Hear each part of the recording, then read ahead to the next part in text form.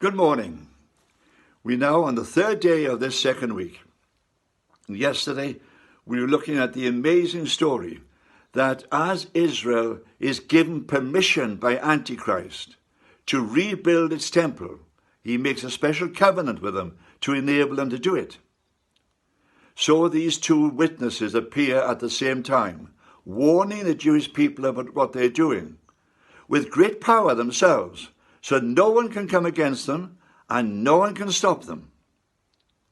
But one of their main purposes is to establish these 144,000 evangelists moving out into the world. It's going to be a great evangelistic upheaval throughout the world.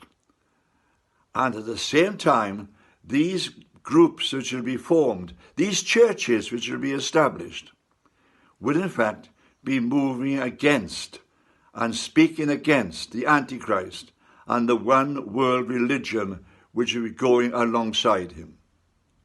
As a result, of course, they will be persecuted, and as a result, they will be killed.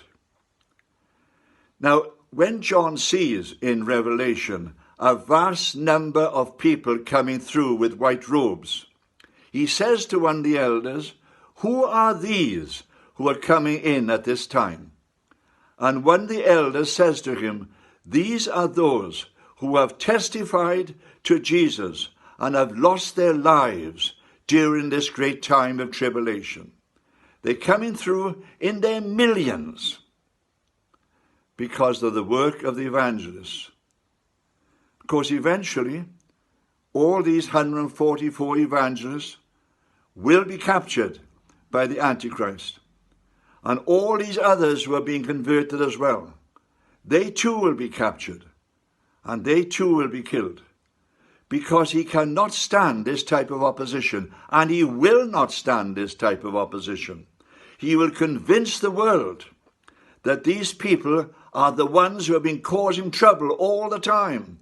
These are the ones who have been causing disruption in the world. These are the ones who therefore must be stopped. The Christians in the time of tribulation and great tribulation, these 3 and 2 times, both 3.5 years long, will be a time of great martyrdom in the church. It is something which we are horrified by as we look forward to. But in a sense, the great battles are starting, and God is calling out to the world, even at this moment, those who will come to repentance. So we are talking all the time now about those who are earthbound. In other words, those who want to keep things here on the world.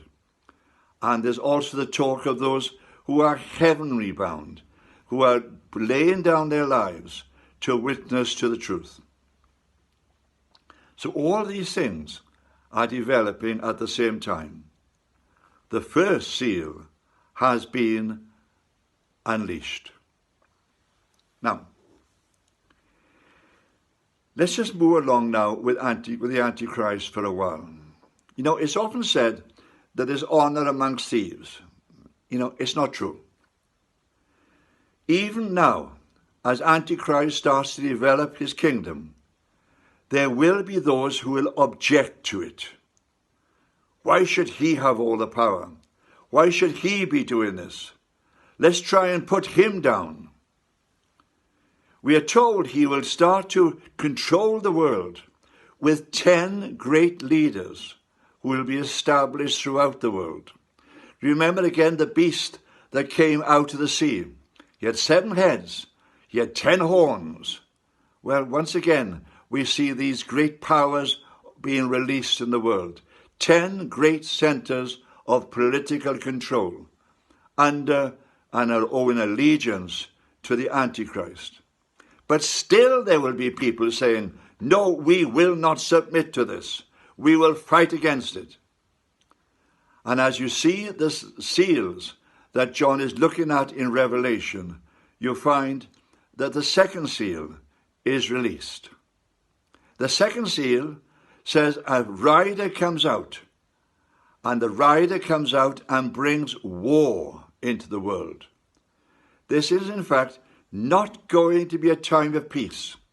The time of peace that the Antichrist seemed to promise will be taken away, because he will not be willing to give up his authority, and he will put down these different rebellions which occur.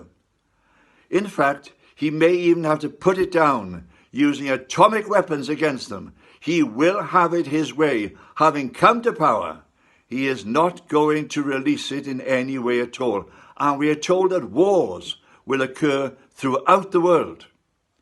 No, not a time of peace, not a time of security, but in fact, a time of war and great trouble.